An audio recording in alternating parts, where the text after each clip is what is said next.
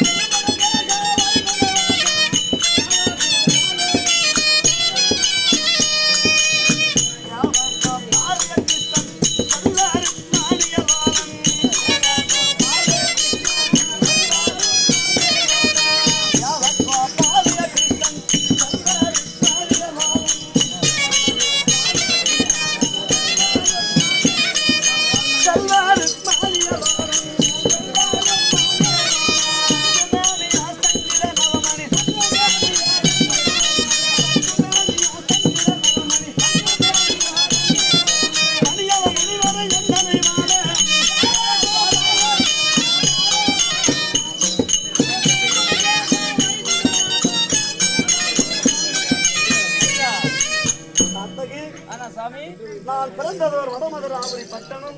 வடமதுராபுரி பட்டணம். வசுதேவனுக்கும் தேவகிக்கும் 8வது பிள்ளையாக பிறந்தேன்.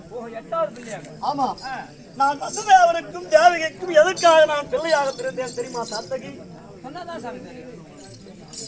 பராபரத்திலே பரன் பிறந்து, பராபரத்திலே பரன் பிறந்து, பரத்திலே சிவன் பிறந்து, சிவனிலே நாதன் பிறந்து, நாகத்திலே விந்து பிறந்து, விந்திலே சதாசிவன் பிறந்து, சதாசிவனிலே மகேஸ்வரன் பிறந்து, மகேஸ்வரனிலே புத்திரன் பிறந்து, புத்திரத்திலே மகேஸ்வரனாக மகாவிஷ்ணுவாக அவதரித்தேன்.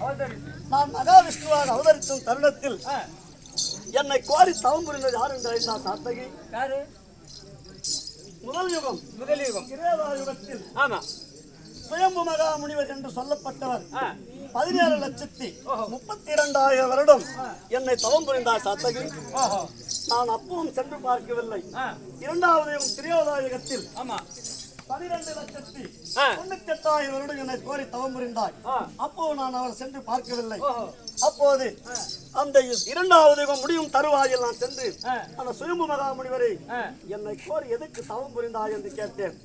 அப்போது ஆனால் சாமி, நீ கடவுள் என்று கருணையோடு உன்னை புகழோடும் அழகாக உன்னை எல்லாம் பக்தி பரவசமாக உன்னை எல்லோரும் பேசுகின்றார்கள்.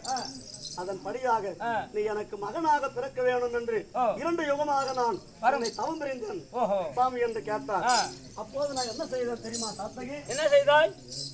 நானும் இந்த 2 யுகத்தை முடித்துவிட்டு துவாபர யுகத்தில் உன் மனைவி தேவகியாகவும் நீ வசுதேவராகவும் பிறந்தால் நான் 8வது பிள்ளை கிருஷ்ண அவதாரமாக எடுத்து உனக்கு மகனாக பிறக்கிறேன்.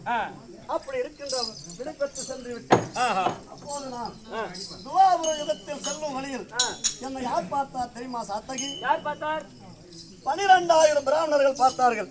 12,000 பிராமணர்கள்? ஆமா, 12,000 பிராமணர்கள் பார்த்து என்னை எதில் நின்று கொண்டு, ஆனால் சாமி ரொம்ப நாளாக உன்னை நான் பார்க்க வேண்டும் என்று சொன்னார்கள்.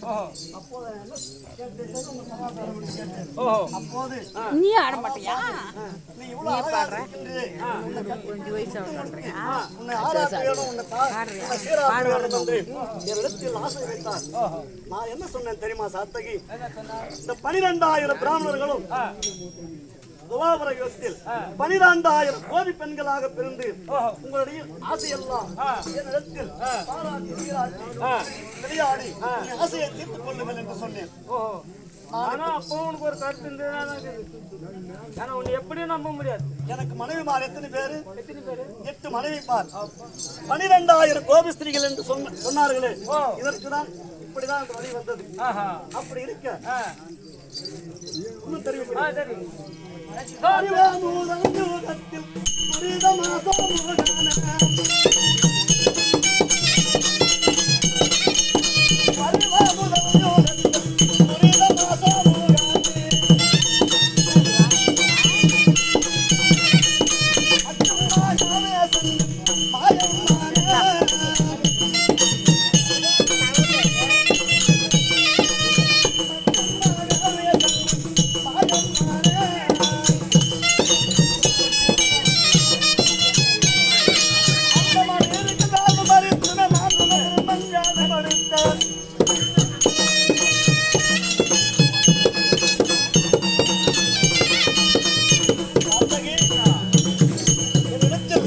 வேதங்கள் என்று சொல்லக்கூடிய 4 வேதம், ரிக் வேதம், எதிர் வேதம், சாம வேதம், அதர்வனம், இப்படி சொல்லக்கூடிய 4 வேதத்தையும் சோமதாஸ் என் மைத்துனராகிய பிரம்மதேவனிடத்தில் இருந்தது. என் மைத்துனராகிய பிரம்மதேவன் தூங்கி இருக்கும் தருணத்தில் சோமதாசுரன் என்று சொல்லப்பட்டவன் இந்த 4 வேதத்தையும் கைப்பற்றி கொண்டு அரபா கடலிலே நீர் ஆமையாக நீந்து சென்று விட்டான். ஆமா. அப்போது என் மைத்துனராகிய பிரம்மதேவன் என்ன செய்தார் தெரியுமா சாத்தகி? என்ன செய்தார்? என்னை பலவாறு முறையாக கண்ணா மணிவண்ணா கமலக்கண்ணா எங்கும் இருந்திருப்போம் 4 வேதத்தையும் காப்பாற்றி தர வேண்டும் என்று என்னை கோரி தவம் புரிந்தார். அப்போது நான் என்ன செய்தேன் தெரியுமா சாத்தகி?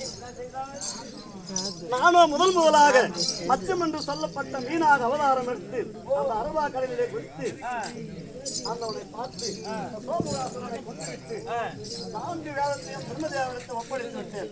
அப்படி இருக்க நானோ வெகு நேரம் ஆனப்படியால் நஞ்சரவ கொடியோன், அரவட்ட மாளிகையோன், வெங்கல தியாக முடியோன், மிகப்பல துரியோதனன் அறிந்தா சாத்தகி.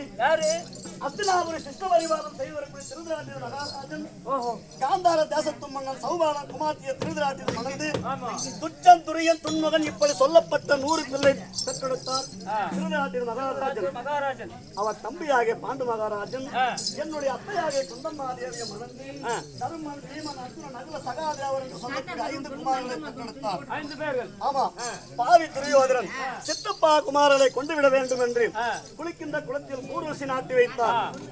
நடக்கின்ற வழியில் நல்ல முருகலை நாட்டி வைத்தார். இது எல்லாம் சத்தியமே துணை தர்மமே ஜெயம் என்று பாண்டவர் வாழ்ந்து வந்தார்.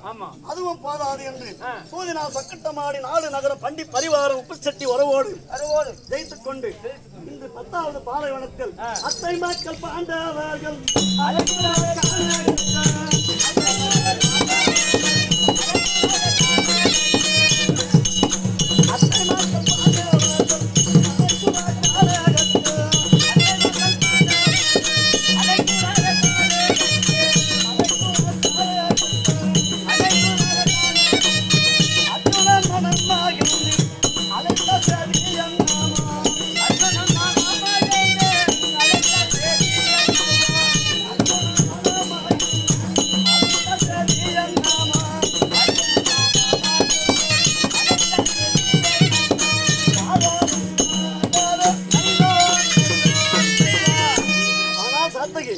இந்த தினத்தில் பஞ்சபாண்டவர்கள் காரணமாக நடைபெறும் அர்ஜுனன் என்னை எதிர்பார்த்துக் கொண்டிருக்கிறார். அப்படியா? சற்று நேரம் நிற்கலாம்.